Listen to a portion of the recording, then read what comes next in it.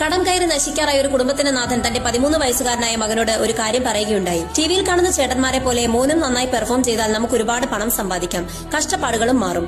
എന്നാൽ 13-ാം വയസ്സിലും അച്ഛനോടൊപ്പം മാത്രം ഉറങ്ങിയിരുന്ന, അമ്മയുടെ കൈകൊണ്ട് മാത്രം ആഹാരം വാരി കഴിച്ചിരുന്ന ആ പയ്യൻ മനസ്സിലാ മനസ്സോടെ ഓഡീഷന് പോയി. ആദ്യ 2 തവണയും ഭയന്ന് പരാജയപ്പെട്ടെങ്കിലും പിന്നീട് അവൻ തിരഞ്ഞെടുക്കപ്പെട്ടു. ട്രെയിനിംഗ് തുടങ്ങിയപ്പോൾ മാതാപിതാക്കളെ ഓർത്ത് ഓരോ രാത്രിയിലും തേങ്ങി ആഹാരം കഴിക്കാൻ വിസമ്മതിച്ച് അവന് അവന്റെ മൂത്ത ജ്യേഷ്ഠൻ ആഹാരം വാരിക്കൊടുത്തു. രണ്ടാമത്തെ ജ്യേഷ്ഠൻ അവന്റെ ഓരോ തെറ്റുകളും ക്ഷമിച്ച് അവനെ നോട്ടം കൊണ്ട് പോലും നോവിച്ചിരുന്നില്ല. മൂന്നാമത്തെ ജ്യേഷ്ഠനാകട്ടെ അവന് പ്രായം മറന്ന് കളിക്കാനും തല്ലുകൂടാനും ഒരു നല്ല കൂട്ടുകാരനായി. 4-ാമത്തെ ജ്യേഷ്ഠൻ അറിവുകൾ പകർന്നുകൊടുത്ത് ഗുരുനാഥനായി. 5-ാമത്തെ ജ്യേഷ്ഠൻ വാത്സല്യം നിറഞ്ഞ കരങ്ങളാൽ അവനെ എന്നെന്നും ചേർത്ത് പിടിച്ചു. ഏറ്റവും ഇളയ ജ്യേഷ്ഠനാകട്ടെ അവന് എന്തും തുറന്നു പറയാനുള്ള ഒരു നല്ല സോൾമേറ്റ് ആയി. തുടർന്നതെല്ലാം പൊന്നാക്കുന്ന ഈ കുഞ്ഞി രാജകുമാരൻ തന്റെ ശബ്ദം കൊണ്ടും കഴിവുകൊണ്ടും K-pop ലോകത്തിന് പുറത്ത് ലോകമെമ്പാടും ആരാധകരെ വാരിക്കൂട്ടി. ഇന്ന് ലോകത്തിലെ ഏറ്റവും വലിയ ബോയ് മ്യൂസിക് ബാൻഡായ BTSന്റെ യങ്ങസ്റ്റ് മെമ്പറായ ഗോൾഡൻ മാഗ്നറ്റ് ജിയോൺ ജങ്കുക് എന്ന കുട്ടിക്ക് ഹാപ്പി ബർത്ത്ഡേ.